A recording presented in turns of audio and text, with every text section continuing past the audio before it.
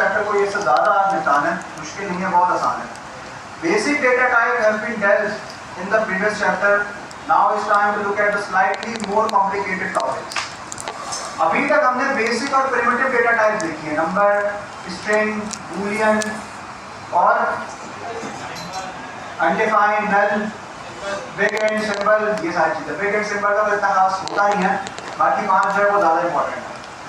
आज जो हम 2 डेटा टाइप्स देखने वाले हैं, ये हैं नॉन प्रिमिटिव डेटा टाइप्स, ठीक है। ये नॉन प्रिमिटिव डेटा टाइप्स हैं और ये यूज होती हैं combination with primitive data types. ये बात क्लियर है? Combination with primitive data types. वो 2 डेटा टाइप्स कौन सी है हमारे पास? Arrays and objects. कौन सी है? Arrays and objects. इससे पहले कभी किसी ने दोनों का में या दोनों में से किसी का नाम सुना है? एरेज क्या होता है पता है? ऑब्जेक्ट्स के पता है क्या होता है? टपल्स। टपल्स सुना है किसी ने? टपल्स क्या होता है? पाइथन वालों को टपल्स का आइडिया होगा थोड़ा सा,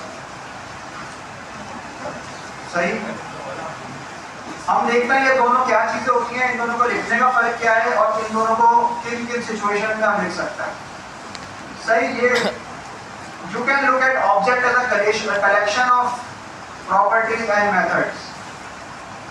ऑब्जेक्ट जो है ना वो एक कलेक्शन है। अभी से डेफिनेशन समझ लो, ऑब्जेक्ट क्या है? एक कलेक्शन है प्रॉपर्टीज एंड मेथड्स का। इसका मतलब ये चीज कोई इतनी मुश्किल नहीं है। एरेज भी collection he of properties and methods का। एरेज भी अपने अंदर, जैसे मैं यहाँ लिखता हूँ ना, मैंने यहाँ पे ये मैप लिखा है, ठीक है। अब मैं आगे डॉट लगाऊंगा, अब मैं आगे यहाँ पे डॉट लगाऊंगा, तो इसने ये सारा खोल के दे दिया मुझे। ये क्या है? इस डेटा टाइप के अपने मेथड और वेरिएबल्स ना, प्रॉपर्टीज एंड मेथड्स। इसी तरह के कुछ प्रॉपर्टीज एंड मेथड्स एरे की भी होती हैं और इसी तरह सेम टू सेम कुछ मेथड एंड प्रॉपर्टीज ऑब्जेक्ट की होती हैं, सही है। तो ये डेफिनेशन जिसने बताई है सबके लिए सेम है। Properties can be thought as a variable, they can simplify data structures and number and strings, but also other objects. Method perform action. More detail in the book and focus on properties for now. अच्छा, अब इसने जिस चीज को properties कहा है, उस चीज को हम कीज कहते हैं। क्या कहते हैं? कीज। आइडिया ये है कि object is a collection of की एंड अ वैल्यू। की एंड की वैल्यू पेयर जिसको हम कहते हैं। अब इसको समझाता हूं मैं किस तरह से। लेट्स से अभी थोड़ी देर पहले हम बात कर रहे थे अब्दुर्रहमान की, सही। अब्दुर्रहमान का क्या था नाम? अब्दुर्रहमान, सही है, सही है। एज इज इक्वल्स टू जो भी इनकी एज है, 20 साल या 21 साल, जो भी इनकी एज है, ठीक है। इस तरह मैं लिखूंगा तो ये क्या है? वेरिएबल है, उस वेरिएबल के अंदर मैं वैल्यू असाइन कर रहा हूँ। कौन लिख दूँ और इसका डेटा टाइप इसको स्ट्रिंग में डाल दूँ, तो ये पूरी डेटा टाइप है, ठीक है। यही चीज, इसी कॉन्सेप्ट को अगर आप ऑब्जेक्ट के लिए सोचो, तो ये जो आपका वेरिएबल है ना, वो आपकी की है और उस की के एवज जो आप डेटा डाल रहे हो वो आपकी वैल्यू है। ये बात क्लियर है? किसी को समझने में मुश्किल? क्लियर है? तो ऑब्जेक्ट क्या है? एक कलेक्शन है मल्टीपल कीज का, जिसके एवज हमने कोई वैल्यू दी होगी, सही है। मेथड्स के बारे में इसने कहा बाद में पढ़ेंगे, हम देखते हैं कब बताते हैं मेथड के बारे में। We will also discuss arrays. Arrays is a type of object which allow you to store multiple values. अब जावास्क्रिप्ट के अंदर मसला ये है कि प्रिमिटिव डेटा टाइप के अंदर तो हमें अलग अलग डेटा टाइप्स मिल रही हैं, लेकिन नॉन प्रिमिटिव डेटा टाइप्स में जो है ना जावास्क्रिप्ट है, तो काफ़ी सारी चीज़ें नॉन प्रिमिटिव, मैप्स भी है, सेट भी है, एरेज भी है, ऑब्जेक्ट्स भी है, लेकिन उन सब की डेटा टाइप एक ही है, ऑब्जेक्ट। क्या है?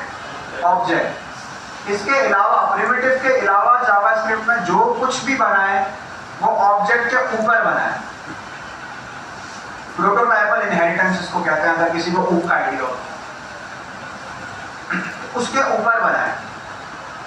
तो अब ये क्या कह रहे हैं, कह तो ये रहा है कि an array is a type of object, और ये बात सिर्फ जावास्क्रिप्ट के लिए खास है। इसके अलावा हर प्रोग्रामिंग लैंग्वेज में एरे एक और डेटा टाइप होती है। जावास्क्रिप्ट के अंदर ये खास है कि यहाँ पर एरे जो है वो भी ऑब्जेक्ट की डेटा टाइप है, और एरे का काम क्या है, मल्टीपल वैल्यूज को स्टोर करना। ऑब्जेक्ट क्या कर रहा था, की वैल्यू, की और वैल्यू का पेयर बनाकर मल्टीपल की वैल्यू पेयर को स्टोर कर रहा था, और एरेज क्या करता है, मल्टीपल सिंगल वैल्यूज को स्टोर करता है।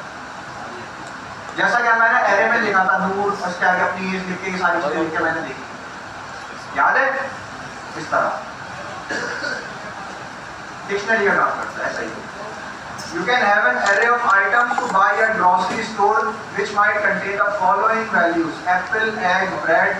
The list would take the form of single variable holding multiple values. सही? Along the way we will cover the following topics: arrays and their properties, array methods, multi-dimensional arrays.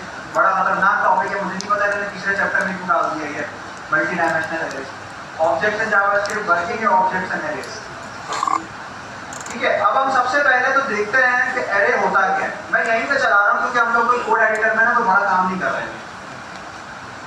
अब देखें, हर variable लिखने की तरह मैं यहाँ पर कौन लिख रहा हूँ, क्योंकि मैं जो लिखने वाला हूँ अभी वो कभी कहीं चेंज नहीं होने वाला, सही है, सिर्फ समझाने के लिए लिख रहा हूँ। तो यहाँ पर मैं आया, मैंने लिखा const ABC is equals to, ABC यानी मैंने वेरिएबल का नाम लिखा, मैं कुछ भी लिख देता हूँ यहाँ पर। मैं यहाँ पर लिख देता हूँ स्टूडेंट्स ऑफ चलो ऐसा करो, ठीक है।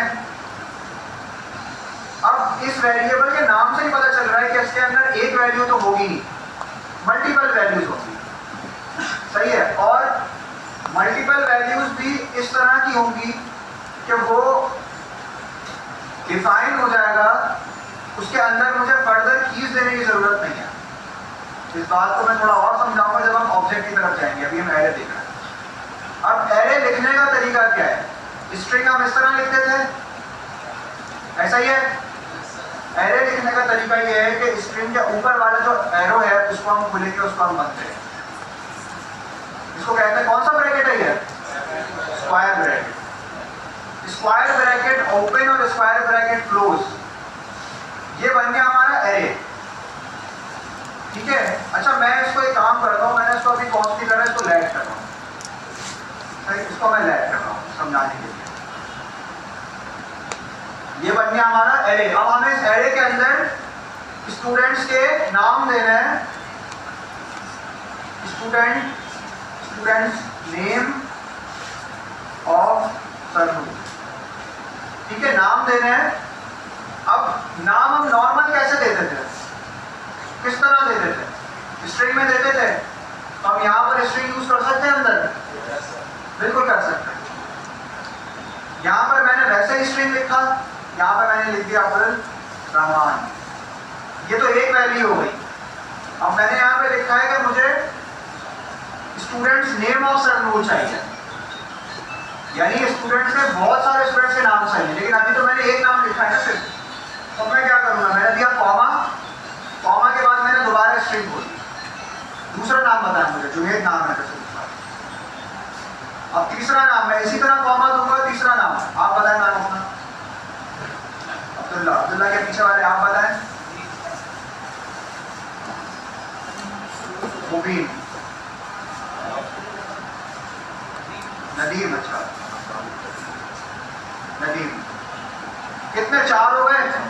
ऐसे मैं 40 भी दे सकता हूँ, 400 भी दे सकता हूँ, इसकी कोई रिस्ट्रिक्शन नहीं है। एरेज बनाने में, इसका कॉन्सेप्ट समझने में किसी को कोई प्रॉब्लम, समझ आ गया। अब मैं इसको इंटर दबा के सेव कर देता हूँ। अब मैं लिखता हूँ यहाँ पर स्टूडेंट नेम ऑफ सरनूर, तो मेरे पास ये नाम आ गए, सही, ये नाम आ गए, सही है। अब एरेज होल्ड किस तरह से होता है, ये थोड़ा सा इंपॉर्टेंट है। जैसे कि अब मुझे चाहिए पहले नंबर पे हमारा क्या है, मतलब